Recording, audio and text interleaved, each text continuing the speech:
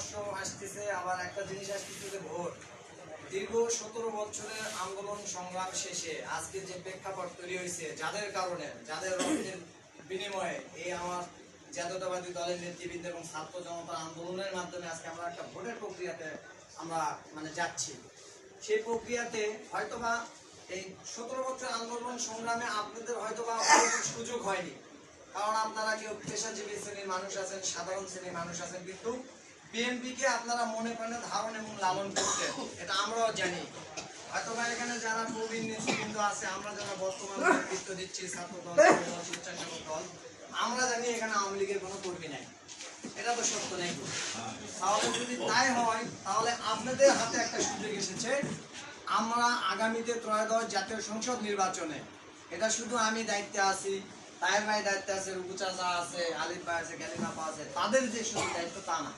যেহেতু 17 বছর আমরা লড়াই করেছি, আমরা একটা পার্টে ছিলাম, আপনারা যেহেতু ভিতরে ভিতরে একটা আগ্নেয়গিরি একটা রূপ ধারণ করছেন, সেটাকে লাভা আকারে আপনাদেরকে বের করতে হবে। সেটা কিভাবে? ডোর টু ডোর গিয়ে মানুষকে আমরা বসবো, বসে পরামর্শ করব যে আমাদের 8 নম্বর ওয়ার্ডে আমরা ভেনু, এখানে চাচা মঞ্জুর চাচা বলছে, জনি চাচা বলছে, আমরা একটা সিদ্ধান্ত নিচ্ছিলাম, এরকম পরামর্শ করছি প্রাইমারি স্কুল না, এখানে একটা জায়গাটা বড়, যেহেতু 8 নম্বর ওয়ার্ডের এমন একটা পজিশন, প্রত্যেকটা পাড়া, যেগুলো পাড়া নোটিশ করা হয়েছে, আমার বিশ্বাস কিছু কিছু মানুষ আছে যারা যদি সন্ধ্যা হয়ে যায় ওই পাড়া থেকে হয়তো বা ওখানে আসা একটু পসিবল নয়, কিন্তু আমাদের যে পাড়াটা, এটা একটা ঘনবসতিপূর্ণ পাড়া।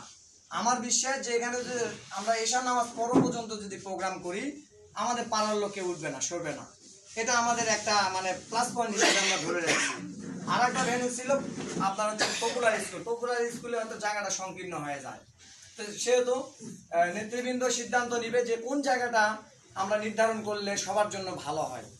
আর এখানে আপনারা স্ব অবস্থান থেকে যদি সব ধরনের জায়গা থেকে যদি আপনারা চেষ্টা করেন যে এই মানুষগুলাকে ইনক্লুড করবো, আমাদের মধ্যে আরো অনেক নেতৃবৃন্দ আছে, আরো অনেক মানুষ আছে 8 নম্বর ওয়ার্ডে যারা বিএনপি পাগল, তাদেরকে যদি আমরা নিয়ে আসতে পারি, তাদেরকে যদি সেই যথাযথ মূল্যায়ন দিই, কোনো দ্বিধাদ্বন্দ্ব নাই, আমরা ভোট করব ধানের শীষে। এখানে আমাদের ব্যক্তি রাজনীতির কোনো অপশন নাই, ধানের শীষকে জয়যুক্ত করতে হবে। এবারে যদি আমরা পরাজয় বরণ করি, তাহলে আবার এই 17 বছরের প্রেক্ষাপট কিন্তু আমাদেরকে ফেস করতে হবে।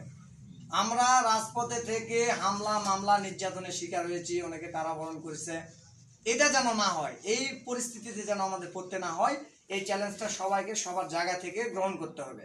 যদি আমরা গ্রহণ করতে পারি, তাহলে মাসুদ রানা প্রধান আমাদের এমপি হিসাবে ইনশাআল্লাহ আগামী জাতীয় সংসদ নির্বাচনে সে জয়যুক্ত হবে। তো সবার কাছে আমি অনুরোধ জানাবো, আপনারা নিজ নিজ জায়গা থেকে আপনারা আমাদেরকে কর্মী, আমাদের সমর্থক যারা আছে তাদেরকে ওখানে উদ্বুদ্ধ করবেন আসার জন্য।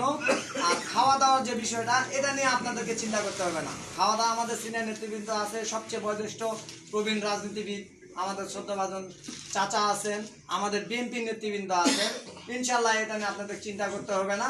যদি যাদের ক্যাপাসিটি আছে, মনে করেন যে আমি দলের জন্য কিছু করতে চাই, কর্মীদের জন্য কিছু করতে চাই, তাহলে হবে কি, পরবর্তীতে বিভিন্ন যে ওয়ার্ডগুলো আছে সেই ওয়ার্ডের নেতৃবৃন্দগুলো একটু সাহস পাবেন।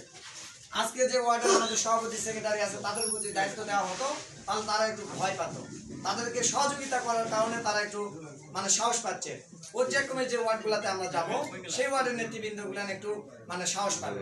তো আপনারা এদিকে এটা নিয়ে কোনো হতাশা হওয়ার কিছু নাই, আপনারা সহযোগিতা করেন, আমরা সকল একটি প্রোগ্রাম বাস্তবায়ন করে দেখাবো। এবং মাসুদ রানা প্রধানের সাথে আমাদের সিনিয়র নেতৃবৃন্দ কথা বলে যে ডেটটা নির্ধারণ করবে, সেই ডেটের আগেই আমরা আমাদের অর্গানাইজ সম্পন্ন করব এবং যথাযথ মর্যাদায় আমরা প্রোগ্রামটা আমরা সফল করব। এই আশাবাদ ব্যক্ত রেখে সবার সুস্বাস্থ্য এবং দীর্ঘায়ু কামনা করে আমি আমার কথা শেষ করছি। বাংলাদেশ জিন্দাবাদ, বাংলাদেশ জাতীয়তাবাদী ছাত্র দল জিন্দাবাদ। সবাইকে ধন্যবাদ। আসসালামু আলাইকুম।